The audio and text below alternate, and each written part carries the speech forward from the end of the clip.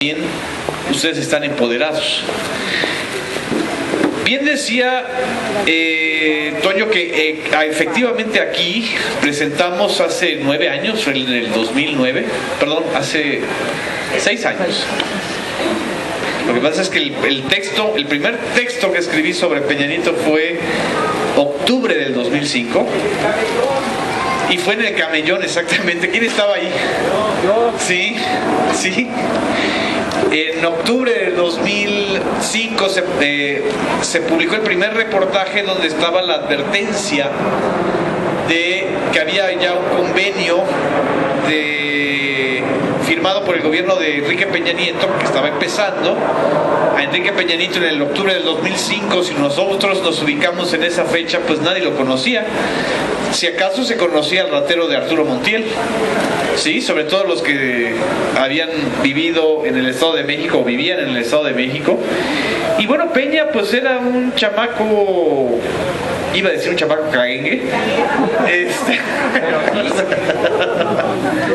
Bueno, Peña era una cosa ahí rara, como que de estos niños que llevan a la primera comunión con su copete engominado, con carita de bueno. Pues un burócrata del Estado de México, limpio y aparentemente simpático, que bajo esa apariencia física encubría pues todos los intereses de un grupo político, que ya vimos lo que significa ese grupo político y lo que significa ese grupo económico, que es el grupo Atlacomulco. La primera advertencia fue ese reportaje y evidentemente hicieron un gran silencio, lo negaron, lo rechazaron. ¿Cómo era posible que Proceso y que un servidor estuvieran inventando cosas? Los famosos papelitos de los que decía todo histérico este señor Héctor Aguilar Camín. No sé si algunos de ustedes escuchó un intercambio muy amigable entre Héctor Aguilar Camín y yo, en donde él salió a defender a Peña, como hace poco también Ciro Gómez Leiva me decía, no es que la gente votó por Peña. A ver, Ciro, o sea, votaron, ¿cuántos votos son con Monex y cuántos votos son sin Monex? Y si uno hace las cuentas, pues evidentemente invirtieron muchísimo dinero para comprar el voto de la gente y lograr el ascenso en el 2012. Desde el 2009 pues ya había una advertencia de que íbamos hacia un modelo en donde se combinaba los ingredientes del engaño y de la mentira mediática para encubrir esa corrupción y para ocultar lo que estaba detrás de ese retorno del PRI a la presidencia de la República. En el 2012, con el triunfo de Peña, aquí presentamos también un libro que se llamó El Gran Montaje, porque lo que vivimos a final de cuentas en el 2012 fue el gran montaje de una victoria que no fue legitimada por la mayoría de los mexicanos. Peña Nieto, lo que invirtieron para que Peña Nieto ganara, lo que se invirtió en términos de dinero público, de dinero privado y de dinero sucio, que no nos vengan con el cuento de que no hubo dinero del crimen organizado. Ahí está lo que está pasando ahorita en Jalisco y en Michoacán y en Tamaulipas. Son parte de los desarreglos que hay con los acuerdos que se tuvieron con Peña Nieto y con el grupo político. Entonces, con esa cantidad de dinero que se invirtió, yo le calculo que bajita la mano fueron más de 10,000 millones de pesos. Es decir, estamos hablando de alrededor de 1,000 millones de dólares que se invirtieron tan solo en la campaña del 2012.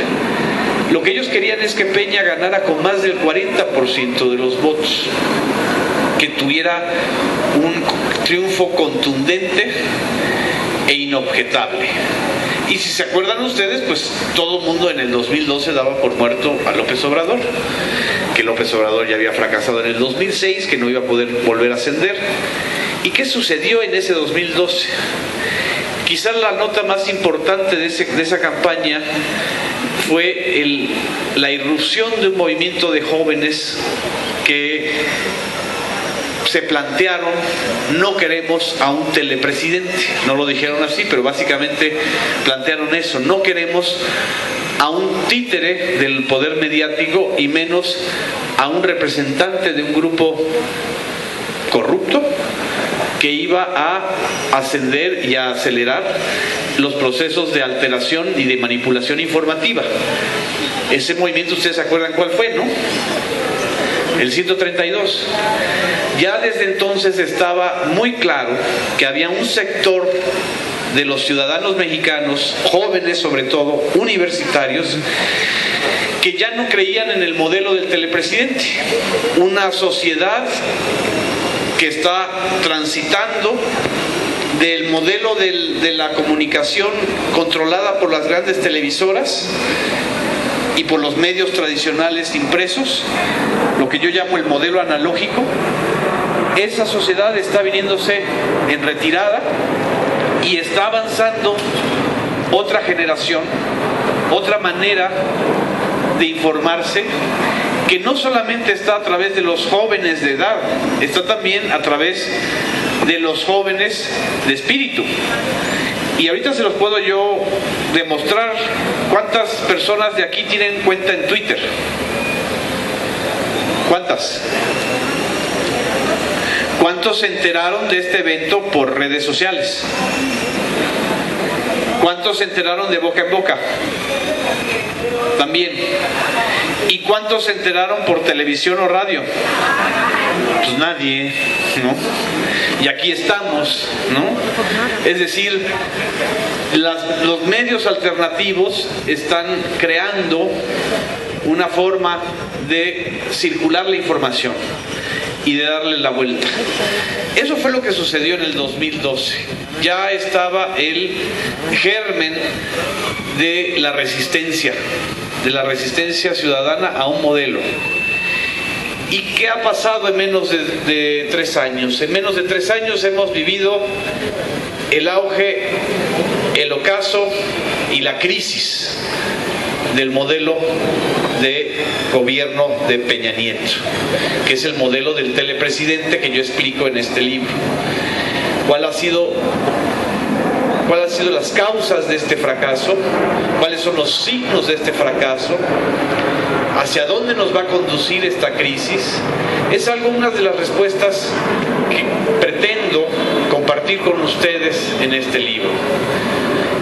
¿Por qué hacer otro libro del asunto de Peña Nieto? Yo siempre me lo preguntaba y me lo cuestionaba cuando me lo pidieron los del editorial. Así como cuando alguien dice ya chole, ¿no? Con Peña Nieto, pues... Pero uno se da cuenta que no puede bajar la guardia. Si de alguna u otra manera a mí me tocó hacer el primer reportaje donde se revelaba esta fusión entre poder político y poder mediático, en este momento y sobre todo en estas circunstancias del país, no se puede uno hacer a un lado y decir, pues ya no le entro, ¿no? Y sobre todo cuando a mí me tocaron me tocó ver, vivir y escribir la maquinaria que se impuso para que una batería de reformas o de contrarreformas contra la sociedad, contra ustedes, contra los mexicanos, contra el futuro del país, se aprobaron de manera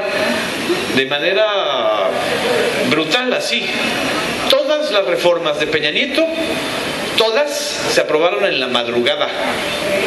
La reforma energética se aprobó en la madrugada del 12 de diciembre, como los rateros, en la oscuridad, para que nadie se enterara, para que mientras ustedes dormían, pues se vendían los recursos naturales, o se establecían las reglas para vender los recursos naturales.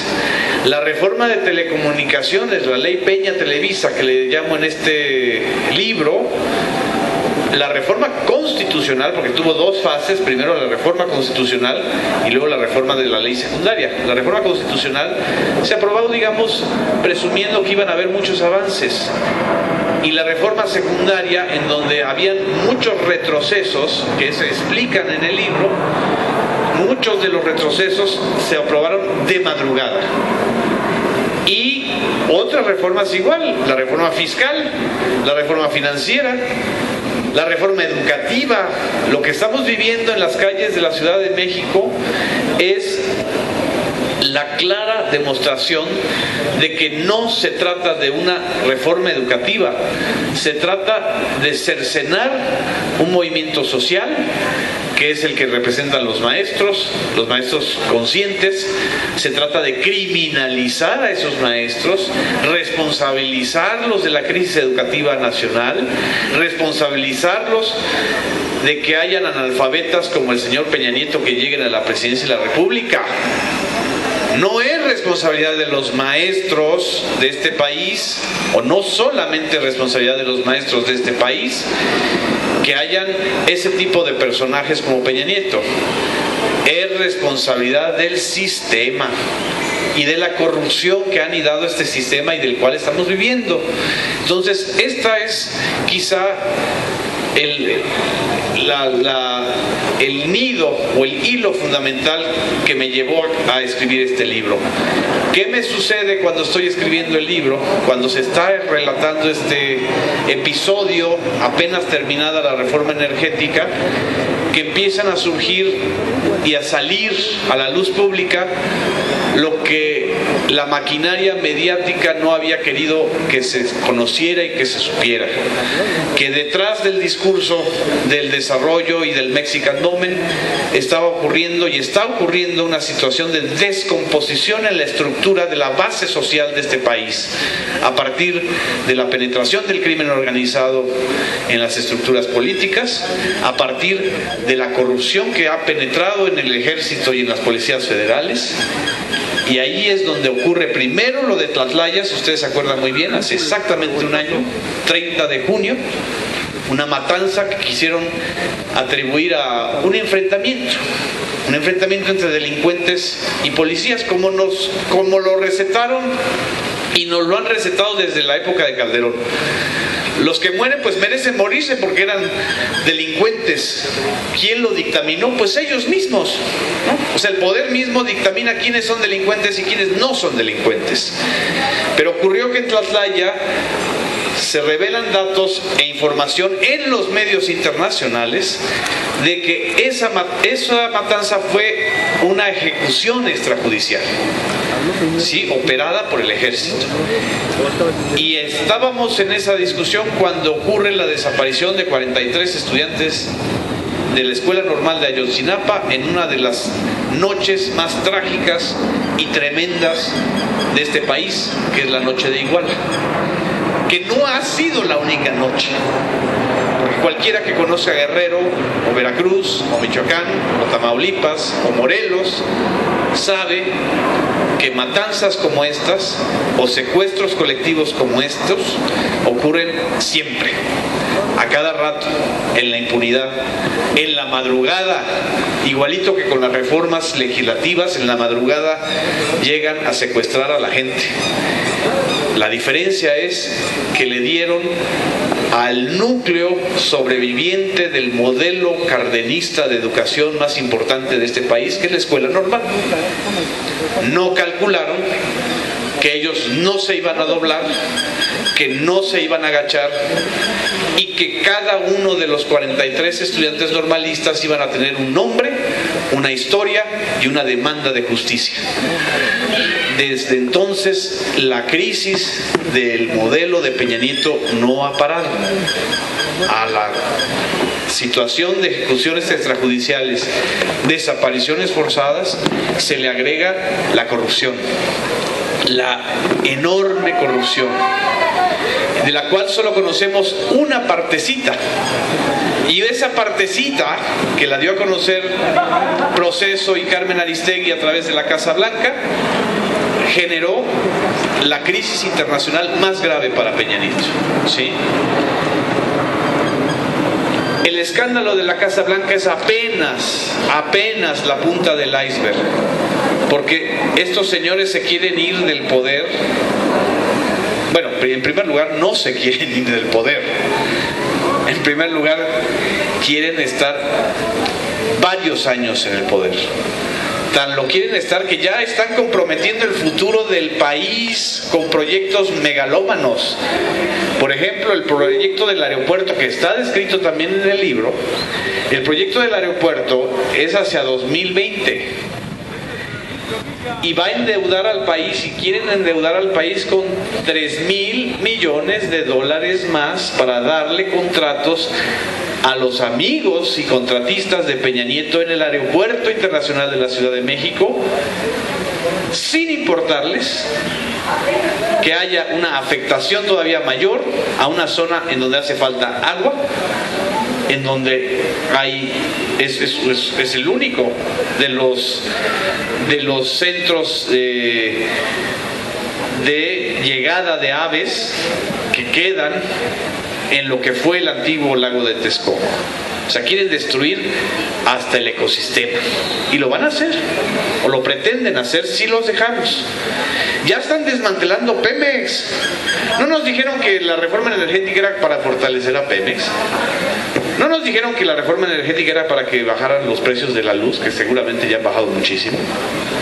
¿No nos dijeron que la reforma energética era para respetar la soberanía? Pues por supuesto que eran mentiras. La reforma energética es el gran botín de este sexenio.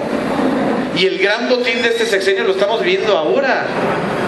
Pemex no va a participar en las 14 licitaciones que están ahora en curso en las aguas someras de México porque no tiene recursos Pemex, según ellos.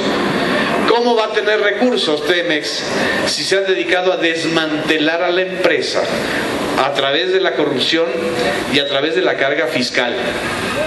Pemex es la única empresa petrolera del mundo que le da el 89% de sus recursos, o sea, de los recursos que genera, a la Secretaría de Hacienda, ¿sí? Y estos han incrementado esa carga fiscal, no la disminuyeron. Es un proyecto perverso para desmantelar a la empresa que mueve el 16% del Producto Interno Bruto del país. O sea, están quebrando el modelo de desarrollo nacional sin crear otro. Simple y sencillamente están haciendo un gran botín. Por este tipo de datos y de elementos, creo que es necesario estar conscientes de que estamos en una crisis, de que el modelo del telepresidente tiene que ser revertido y de que tenemos que informarnos los alcances y los elementos que como ciudadanos debemos tener para conocer el daño que nos están haciendo como país, como sociedad, como generación. En este sentido es que vengo a compartir con ustedes este libro y me siento muy, muy honrado de estar con Virgilio Caballero, que además no solamente es un comunicador que ha hecho muchísimo por llevar la información a la sociedad, por romper con ese bloque monolítico del poder político y del poder mediático, y que además ahora va a estar en la Cámara de Diputados porque lo necesitamos ahí. Porque además le dije ayer, Virgilio, vas a ser ahora sí que el caballo de Troya contra la telebancada. Son 14 diputados del maldito Partido Verde que van a llegar, pero además Virgilio llegó por mayoría, no por vía plurinominal.